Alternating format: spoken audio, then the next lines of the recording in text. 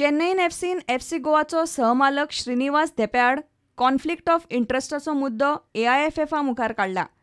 श्रीनिवास धेपो एआयएफएफाचो उपाध्यक्ष.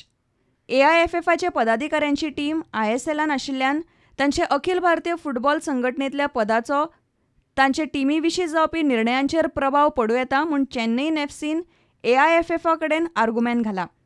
श्रीनिवास धेपेचेर कारवाय करची म्हूण चेन्नईन मागता. हाचेर प्रुडंटान श्रीनिवास धेप्याक विचारलें.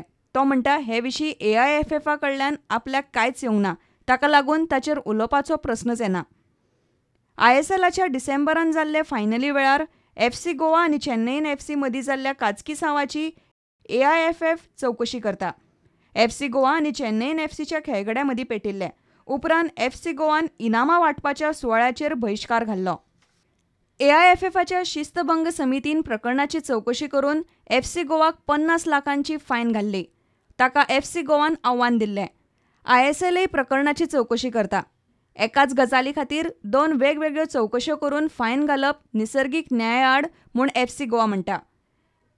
एआयएफएफाच्या आव्हान समितीची हाचेर हालींच बसका जाल्ली. मात हाचेर आनीक स्पश्टीकरण जाय म्हूण सांगून समितीन सुनावणी फुडें धुकलिल्ली. मात तो मेरेन आसा तशी स्थिती उरतली. Bureau report, prudent.